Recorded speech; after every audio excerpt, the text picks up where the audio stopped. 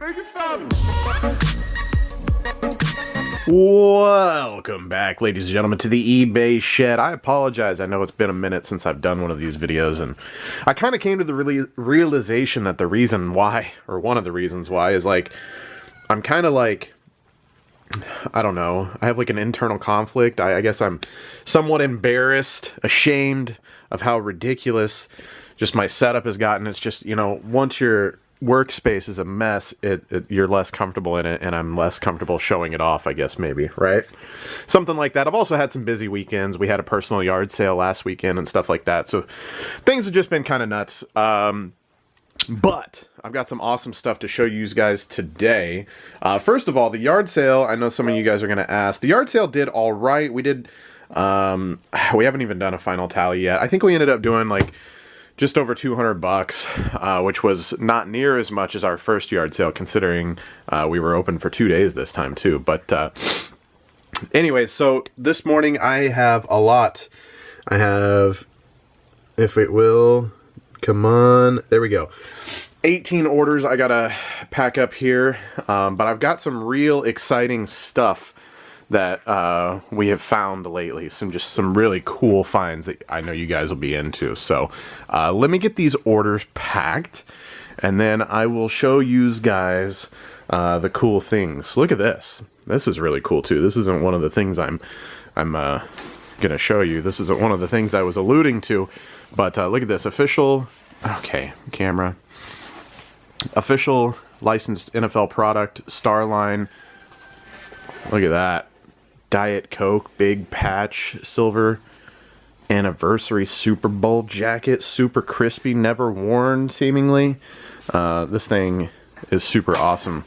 I need to get, this is one thing, I need to get my jacket. I know I've told you guys that, look at all these. We got like, what is this, like DuPont Racing, I think. There's some sort of a, like a Harley, leather Harley jacket. We got the big vintage 90s Chiefs coats. I need to get this stuff listed. This is the time of the year where this stuff is going to sell, and I just haven't had time to get my jackets and coats listed. So anyways, I'm going to get these 18 orders packed, and then I'll show you guys the really cool stuff that I have come across recently. And we're back, ladies and gentlemen, in the eBay Shed. You know that. Why am I saying that's the intro? I don't need to say that. It's not even an intro. It's just something I say that's weird. Anyways, this might be one of the coolest piles of stuff that I've sourced in a while. Namely, these three guys back here. So, but I'll show these first real quick. Stumbled upon this guy's yard sale, and he had some old vintage band shirts. Now, I haven't looked up, I looked up this, I believe, which coincidentally is the best shaped one that I have. This is AC/DC, let's see if we can focus here, AC/DC 1990 Hell's Bells t-shirt. I think, what's the size on this?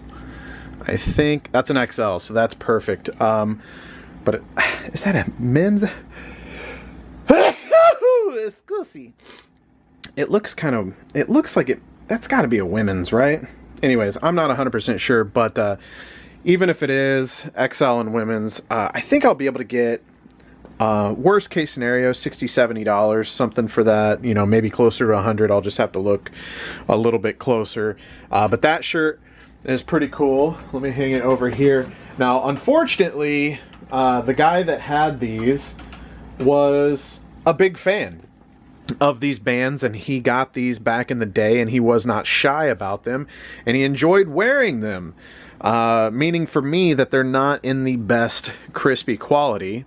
I mean, but what can you expect from shirts that are, you know, 30 years old? So this one we got Judas Priest, which is just, the art on this one is amazing. Again, 1990 there, but as you can see, there's lots of little spots and stuff like that. So on the back here, we've got, you know, the standard tour shirt, Painkiller Tour 1990. Now, if you guys are playing along at home, you can look these shirts up. I've bought shirts like this before. I scored probably 20 band tees last summer, similar to these. Paid about $3 each and cleared hundreds of dollars on them. Like, these old band t-shirts are very, very, very collectible and sought after, and if you can find them, especially in good shape, you will do really good. You can still sell these ones that have got stains on them and stuff. You're just obviously going to have to bring the price down a little bit. I paid a little over $2 a piece on these shirts, I think. Initially wait, did I pay? Oh, I can't remember now. I think I got, what is there here? 3, and I've hung up 2. So I've got 5. Actually, I think I paid up for these. I want to say I paid $30 for the 5 of these. But I think off the AC/DC shirt alone, I'll make my money back on that. So here we've got, I'm not actually sure who that is. Oh, Molly Hatchet. We got Molly Hatchet here.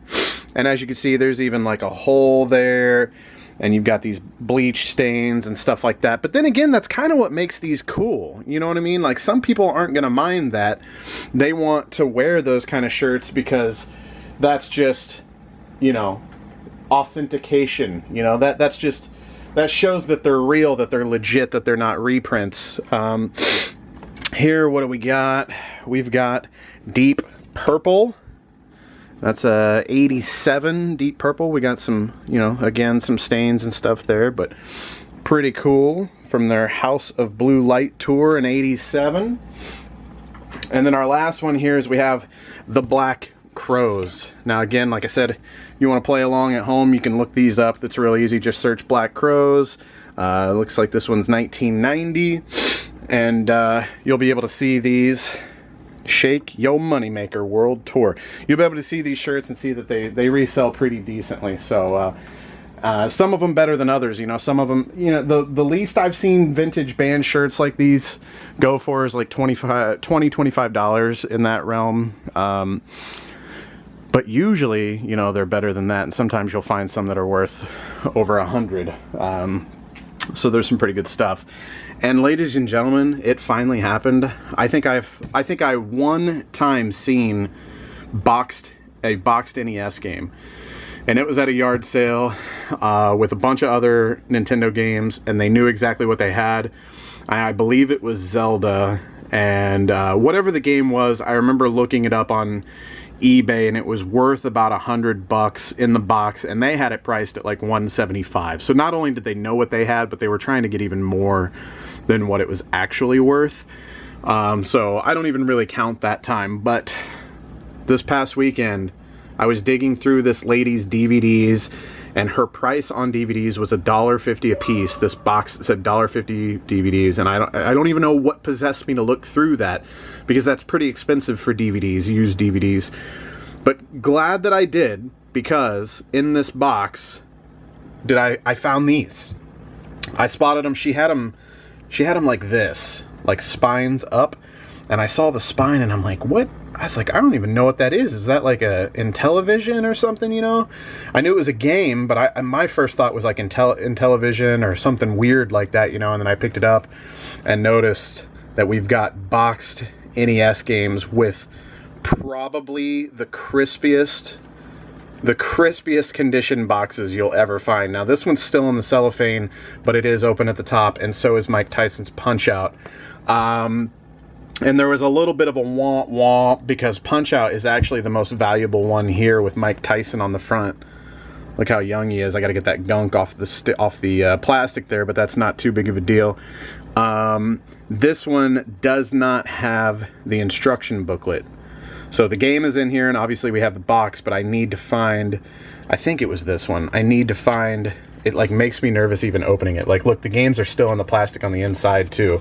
At first we thought like maybe these weren't even ever played, but I believe in Mike Tyson's Punch-Out, I'm not going to try to open it on camera, there's actually the Duck Hunt manual is in here and not Mike Tyson's Punch-Out manual. So I'm probably going to try to find that manual and source it, and then try to sell it, you know, as a complete in-box listing. So, and then we've got Golf for the entertainment system, which is whoops, let me just throw that around, which is actually pretty cool to see, even though, you know, these aren't the most like sought after games or anything, but just seeing crispy NES boxes, I was like a kid in a candy store. I immediately picked these 3 up, went over to her and asked, do you have any more of these?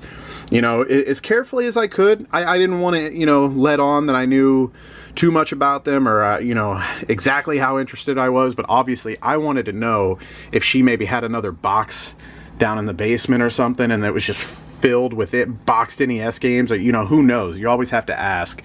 And unfortunately she said no, but I did get these for $1.50 a piece. So $4.50 I got these 3 boxed NES games, which is just amazing.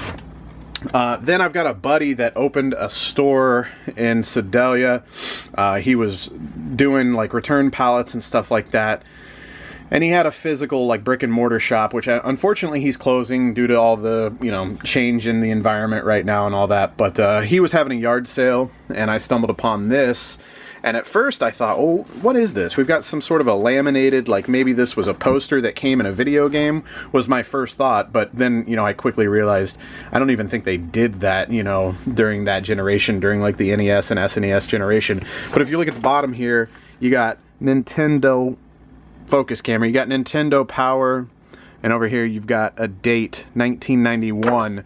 So I believe what this was the fold out. If you look, this is nice and magazine size, right? So this was a fold out poster from Nintendo Magazine, which is why on the back there's that Looney Tunes game. What is this, like Bugs Bunny Bustin' Loose or something like that? I can't remember the name of this game. But you've got like an entire level guide here on the back, which is really cool to see. But the fact that Turtles 3, the Manhattan Project, is on here is cool enough. Anyways, I got this for $0.25. So that was really awesome to find. And other than that, there's just some random stuff laying here. This was actually kind of cool. I found this. I didn't even know they made an orange DSi. When I saw it, at first I thought it was going to be like bootlegged or, you know, like painted, personally painted or something. I just didn't know that they had this color. But it is legit. They had $20 on it. Before I even realized that they had a half price sticker, they had a half price sign up by their, like where they were taking money. I went and asked them, because they did have an orange USB cable right next to this that they thought was the charger. It wasn't the charger, because as you guys know, Nintendo does have a proprietary charger, unfortunately. But I have DSi chargers at home, so not the biggest deal. But so obviously I left the USB cable there, but I always use that as a bargaining tactic. And if you guys don't do this, this is a huge, huge tip, because it works 99.9% of the time. Most of the time, maybe not most of the time. Okay, most of the time they give you a discount. Sometimes, there's been a lot of times that whenever I bring stuff up like this, they'll just give it to me for free.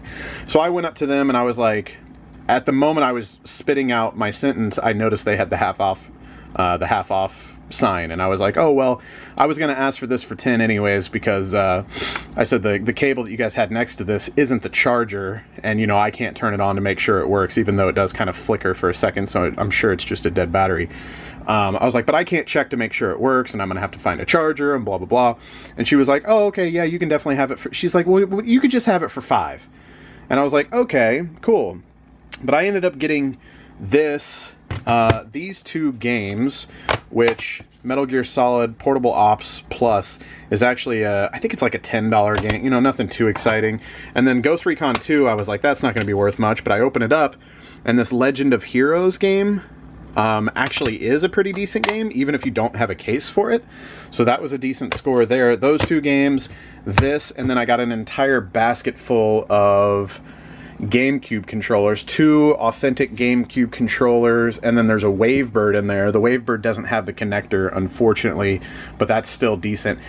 Anyways, her math was all over the place and it was getting really weird, so I was just like, I had already handed her money and said the total should be $11.50, which is what it should have been after all the discounts and stuff that we discussed. And she was like, no, that doesn't sound right. It's just $8. So she gave me back change, and I only paid $8 for this stuff here, and like I said, all the GameCube controllers. So I did pretty good at that sale too. But anyways, yeah, that's what be going on. Some of the coolest finds that I've had, definitely for this summer. You know, some of the other notable ones were those boxed 90s Ninja Turtle action figures that I had the full sets of, like the Star Trek Ninja Turtles and stuff like that, and you know, some other cool stuff. But in the gaming scene, for sure, this was probably one of the coolest weekends in a while. So anyways, just wanted to share that with you guys. I hope you guys are enjoying the videos. If you are, please show the video some love, and I'll see you guys on the next video.